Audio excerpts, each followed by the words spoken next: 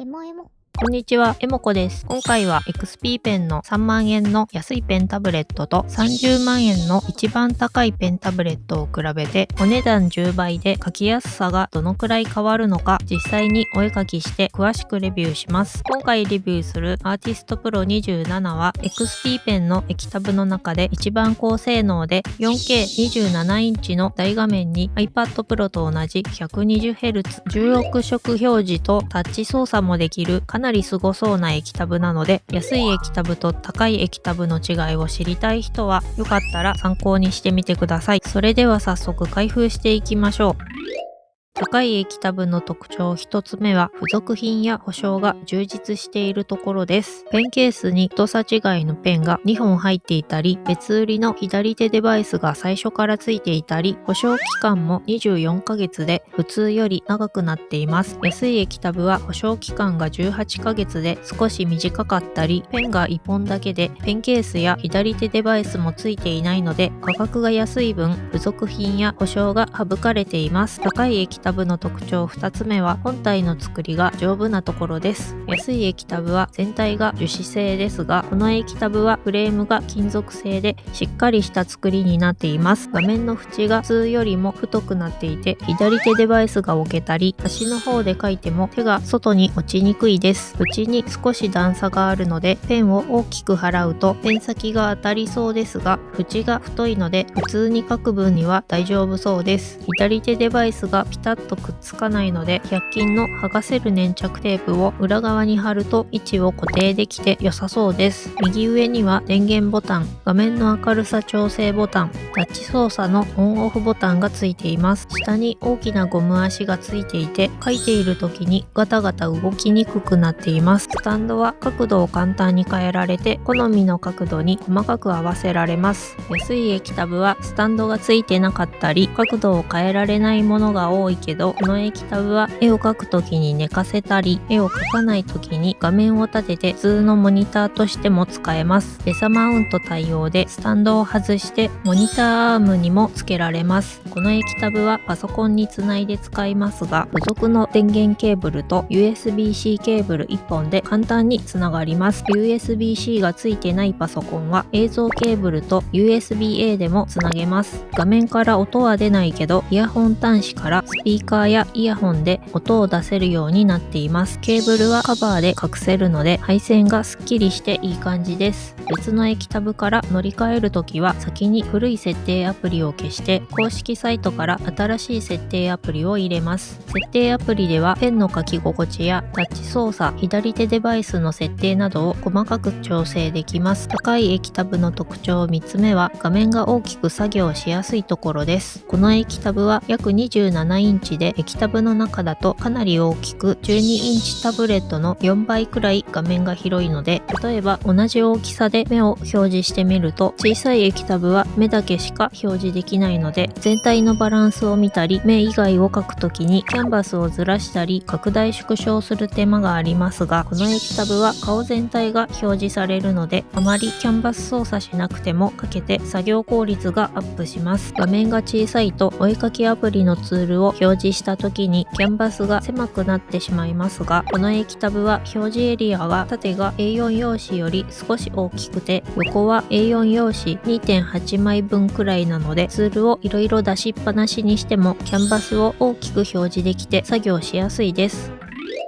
高い液タブの特徴4つ目は画面が綺麗なところです。普通の液タブは表示できる色数が1677万色ですが、この液タブは10億7000万色表示できるので、色が少しずつ変わるグラデーションや色数の多い写真や映像をとても綺麗に表示できます。あと、安いタブレットは色が正確じゃないことがあって、描いた絵をスマホとか別の画面で見た時に色が違って見えることがありますが、この液タブは色精度を保証する認証を取得していて、ちゃんと正確な色に調整されています。液タブは長期間使うと画面のバックライトが消耗して暗くなったり、少しずつ色が変わるので定期的に調整が必要ですが、この液タブは専用の色調整ソフトがあって、別売りのカラーキャリブレーターで簡単に正確な色に戻せます。手動でも色温度やカラープロファイルを細かく変えられて、イラストだけでなく写真や映像などを正確な色で編集したい人にも使いやすくなっています。解像度が 4K で普通のフル HD の液タブよりも表示が4倍細かいので、小さい文字やボタン、細かい線もガタガタにならず綺麗に表示されます。画面がぼやけるときはパソコンのディスプレイ設定で表示画面を拡張するを選んで拡大縮小を調整すると綺麗になります。有機 EL じゃない普通の液晶なので部屋や画面を暗くすると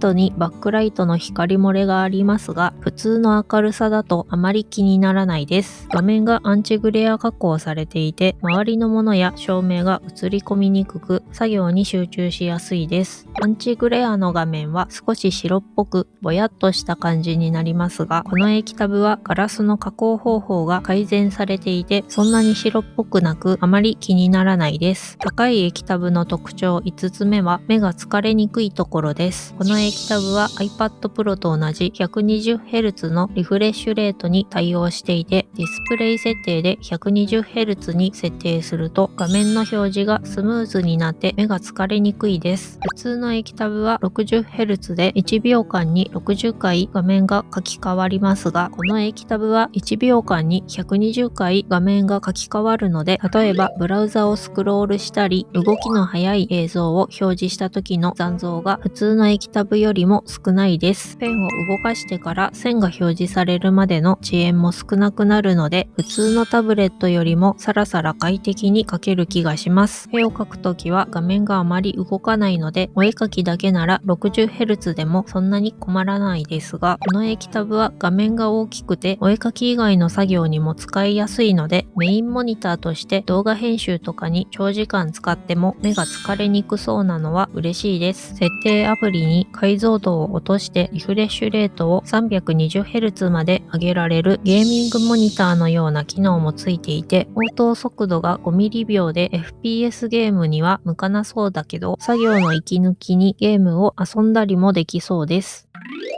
高い液タブの特徴6つ目はペンが高性能なところです。例えば安いペンはペンを画面に軽く置いただけだと反応しないことがあったり、直線を引いた時に線が波打つことがありますが、このペンは画面に軽く置いただけでも線が描けるので、髪の毛のような筆圧をシュッと抜くような細い線も描きやすいです。直線の波打ちも少なくて気にならないです。あと1000円くらいの安いタッチペンは筆圧を変えても同じ太さの線しか描けないことがありますが、この液タブのペンは筆圧の変化を16000段階まで感知してくれるので、ペンを押さえる筆圧を変えると本物の筆みたいに線の太さや色の濃さが変わって思い通りの線が描きやすいです。筆圧を強くかけた時にメーターが振り切れるのが少し早い気がするので、筆圧が強い人は設定で筆圧のかかり具合を調整すると良さそうです。傾きも60度まで検知してくれるので、鉛筆を寝かせたような線もちゃんと綺麗に描けました。太さ違いの充電不要ペンが2本ついていて、細い方は鉛筆に近い太さで軽くて持ちやすく、太い方はグリップ付きで長時間使っても指が痛くなりにくいです。ペンを使わないときはペンケースに立てたり画面の上に置けるようになっています。ペンの横にボタンがついていて、お絵かきアプリのよく使う機能を割り当てたり、太い方は反対側が消しゴムツールになります。細い方は消しゴムがついていないけど、代わりに横のボタンを外したり上側に返芯を収納できて、2本のペンを好みで使い分けられます。大きい液タブは画面のガラスが分厚くて、横から見るとペン先とカーソルが離れて見えることがありますが、この液タブはガラスの厚みが控えめで、上から見るとカーソルとペン先のズレがほとんどなくて視差も気にならなかったです。安い液タブは画面の端の方でカーソルがずれることがありますが、そういうこともなくて端の方のボタンも押しやすかったです。画面がさらっとしていて適度な抵抗感があるので、普通のタブレットみたいにツルツルしてなくて書きやすいです。高い液タブの特徴7つ目は指でタッチ操作もできるところです。普通の液タブはペン入力だけでタッチ操作はできないものが多いですが、この液タブはタッチ操作もできるので、スマホや iPad でお絵かきしている人人は同じように操作できて使いやすいと思います。2本指タップで一つ前に戻ったり、ピンチ操作でキャンバスを拡大縮小したり、回転したり直感的にできるので、ペンだけで操作するより書きやすいです。パームリジェクション機能付きでペンの使用中に手が当たっても誤作動しにくいですが、手の方が先に当たるとたまに誤作動するので、それが気になるときは付属の手袋を使ったり、右上のボタンでタッチを無効にできます。この液タブはタッチが反応するエリアを設定できるので、手がよく当たる右側だけタッチを反応しないようにすると、ほとんど誤作動しなくなって手袋なしでも書きやすいです。タッチ範囲の設定ボタンが小さくて迷いますが、ここで設定できます。ペンが画面の近くにあるとタッチが反応しないままで、2本指タップで戻りたい時にペンを画面から大きく離さないといけないのが少し面倒なので、私は戻る操作を左手デバイスでやって、キャンバス操作だけタッチを使うと書きやすくなりました。左手デバイスのボタンが足りない時はバーチャルキーボードでボタンを増やすと良さそう。画面の指紋を拭き取るクリーニングクロスもついていますが、指紋が目立ちにくい加工がされているので、指でたくさん触っても指紋が目立ちにくいのは嬉しいです。